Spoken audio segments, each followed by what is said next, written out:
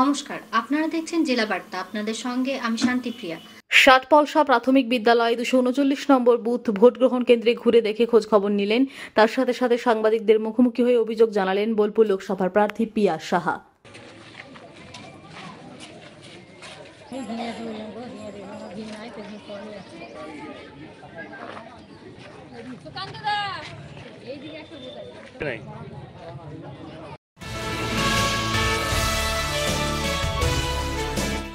Vote কেন্দ্রে duty করতে এসে মৃত্যু হল এক কেন্দ্রীয় বাহিনীর। বীরভূমের মুরারাই বিধানসভার অন্তর্গত জাজিগ্রাম 203 নম্বর বুথে কর্তব্যরত এক কেন্দ্রীয় বাহিনী ভোট করতে এসে অসুস্থ বোধ করে ঘটনাস্থলে অজ্ঞান হয়ে পড়ে যায়। তারপর অসুস্থ ওই কেন্দ্রীয় বাহিনীকে রামপুরহাট মহকুমা হাসপাতালে পাঠানো হয় চিকিৎসার জন্য।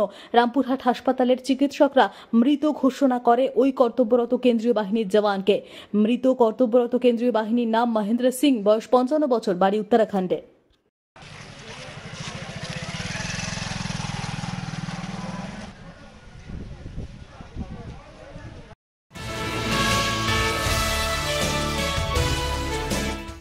গত মধ্যরাতে ময়ূরেশ্বরের ষাটপলসা গ্রাম পঞ্চায়েতের বোলপুর লোকসভা কেন্দ্রের 290/41 নম্বর কেন্দ্রের ষাটপলসার কাজনা গ্রামে 242 নম্বর বুথের তৃণমূলের কর্মাধ্যক্ষের বাড়িতে বোমা মারার অভিযোগ বিজেপির বিরুদ্ধে। আর আজ অর্থাৎ সোমবার সকাল 9টা নাগাদ পাল্টা বিজেপির জিএস অনঙ্গদেব মণ্ডলের অভিযোগ যে বিজেপির সেই পরিস্থিতি নেই। ভোট ক্যাম্পিং করতে না পারায় তারা নিজেরাই বোমা মেরে বিজেপির দিকে অভিযোগ দিচ্ছে। বিজেপি দেওয়াল লিখন করতে পারেনি, বোমাবাজির কথা তো তারা ভাবতেই পারেন না। বিজেপি কর্মী অনঙ্গদেব মণ্ডলের তীব্র অভিযোগ, তৃণমূল বোমাবাজি করে অশান্তির বাতাবরণ তৈরি করে নিজেদের ফায়দা লোটার চেষ্টা করেছিল। দেখুন, টিএমসি সরকারের এটাই কাজ। রাজ্য সরকার মমতা দিদি জানেন যে মানুষকে ওনারা 5 বছর কোনো পরিষেবা দেননি। এখানে যে অনেক অসিত মাল আছেন, এখানে বিগত যারা আছেন তার কাছ থেকে কোনো রকম পরিষেবা পাননি। এবং এবারও ওনাকে প্রার্থী হিসাবে ঘোষণা করার পর থেকেই আমি শুনে আসছি, আমি বিভিন্ন গ্রামে গঞ্জে যখনই প্রচারে যাচ্ছি আমি শুনছি যে অনেক কোনো দিন মানুষের সঙ্গে থাকেননি, মানুষের পাশে থাকেননি। সেই জায়গায় দাঁড়িয়ে ওনারা বুঝেই গেছেন যে এই সিট ওনারা হারতে চলেছেন।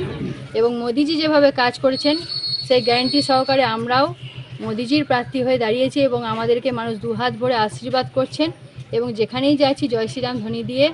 এবং আমি প্রচারে গিয়ে এটাও দেখেছি মানুষজন নিজের থেকেই ফুলের মালা, মিষ্টি নিয়ে রাস্তায় দাঁড়িয়ে থেকে আমাদেরকে স্বাগত জানিয়েছে। এই দৃশ্য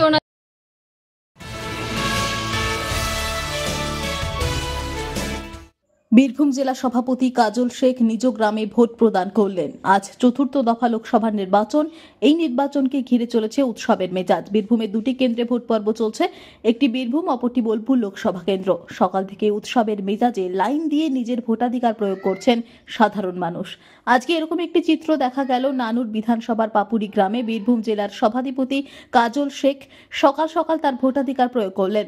সাধারণ মানুষ সুষ্ঠুভাবে তাদের ভোটাধিকার প্রয়োগ করছেন ভোট কেন্দ্রে গিয়ে।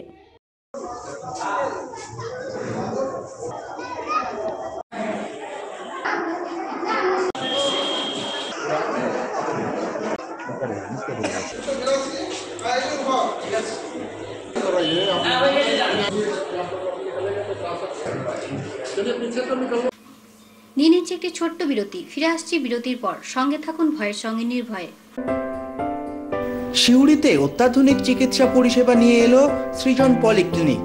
ওষুধের দোকান সহ অত্যাধুনিক মানের প্যাথোল্যাব, কম্পিউটার তথা অত্যাধুনিক মেশিনে রক্ত, মল, মূত্র ও থাইরয়েড পরীক্ষার সঙ্গে এখানে রয়েছে বিশিষ্ট চিকিৎসকদের বসার চেম্বার। রোগীদের স্বাচ্ছন্দ্যের কথা ভেবে সম্পূর্ণরূপে এসি নিয়ন্ত্রিত সৃজন পলিক্লিনিকে রয়েছে বসার সুবন্দোবস্ত, বিশুদ্ধ পানীয় জল ও টয়লেটের ব্যবস্থা। এখানে বসছেন সিউড়ি সদর হাসপাতালের বিশেষজ্ঞ চিকিৎসক সহ অন্যান্য শহর ও হাসপাতালের বিশিষ্ট চিকিৎসকরা। সৃজন পলিক্লিনিক ও প্যাথোল্যাব, সিউড়ি, বীরভূম। সিউড়ি সদর হাসপাতালের পাশে ফাঁড়ি ঘরের উল্টো দিকে। Mobile number 8373071019, 9474437713, 9434326822। ফিরে এলাম বিরতির পর। রামপুরহাট বিধানসভার 149 নম্বর বুথ বগটুই গ্রামের জুনিয়র গার্লস স্কুলের বুথে কংগ্রেস প্রার্থী মিল্টন রশিদকে ঘিরে ক্ষোভ প্রকাশ করেন তৃণমূল কর্মী সমর্থকেরা। অভিযোগ, মিল্টন বুথের সামনে এসে ভোটারদের প্রভাবিত করছিল। পরে অবশ্য মিল্টন এলাকা ছেড়ে চলে যায়। মিল্টন বলেন, ওরা ভুল বুঝেছে, আমি কংগ্রেস প্রার্থী, আমি সমস্ত বুথে যেতে পারি, ভোটারদের কোনোভাবেই প্রভাবিত করিনি। প্রসঙ্গত, এই বুথেই 4টি মেশিন পরিবর্তন করা হয়েছে। সকাল 9:30টার পর ভোট গ্রহণ শুরু হয়।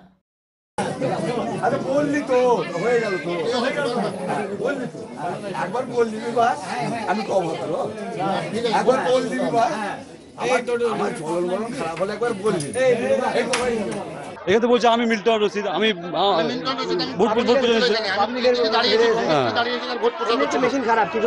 মেশিনটা এখনো মতো মেরামত হলো, ঠিক হয়েছে।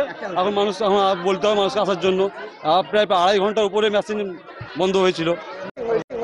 ও এখানে ওই ইভিএম মেশিন মনে হয় গন্ডগোল ছিল, এই সবে ভোট শুরু হচ্ছে। অ্যাকচুয়ালি আমি যেটা দেখলাম, আমাদের বগটুইয়ের মানুষের সত্যিকারের কপাল খারাপ। বেচারীরা বিভিন্ন দিক থেকে এমনই জর্জরিত আছে, আপনারা জানেন বগটুই কাণ্ড থেকে। আজকেও ভোটের দিন নিজের মতো করে ভোট দেবে, যে যাকে দেবে দেবে।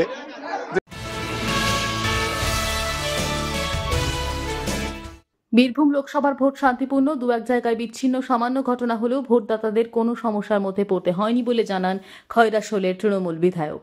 প্রশাসনিক নিরাপত্তাও ছিল চোখে পড়ার মতো।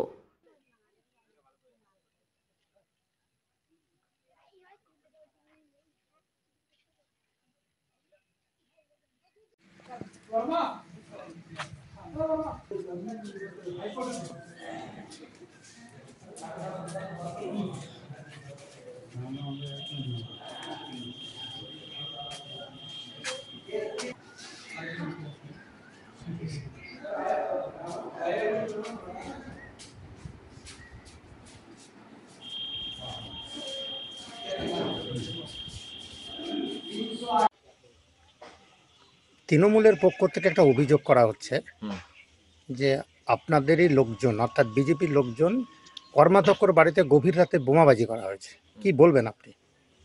এটা সম্পূর্ণ ভিত্তিহীন অভিযোগ। যে জায়গাতে বিজেপি এখনো দেওয়াল লিখন করতে পারেনি, কোনো প্রচার কাজ করতে পারেনি, ক্যাম্পেন করতে পারেনি, সেই জায়গাতে সম্পূর্ণভাবে তৃণমূলের সন্ত্রাসের ভয়ে এইসব কাজকর্ম বিজেপি করতে পারেনি। সেই জায়গায় দাঁড়িয়ে বিজেপি কর্মাধ্যক্ষের বাড়িতে বোমা মারবে, এটা কি যুক্তিসঙ্গত না যুক্তিযুক্ত কথা?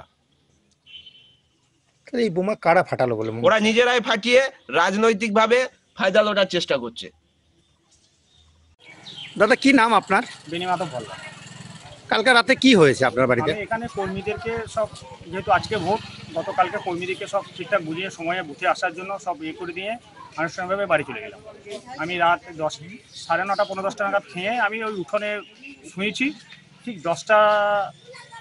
10টা সামথিং ওরকম হবে, আমার ঘরে ব্লাস্টিং হয়, ফার্স্ট ব্লাস্টিং। কতগুলো ব্লাস্টিং হয়েছে? আমার বাড়ির দরজাতে। কতগুলো? 8 থেকে 10টা। আপনাকে কি প্রাণে মারার জন্য চেষ্টা করা হয়েছিল বলে কি মনে হচ্ছে আপনার? আমি তো প্রাণের আশঙ্কাটাই করছি। কারা করলো এই ঘটনাটা? বিজেপি দুষ্কৃতী। শিউরি, দুবরাজপুর, খয়রাশোল, শান্তিপূর্ণ ভোট। আজকে জেলা বার্তা এই পর্যন্তই। নমস্কার।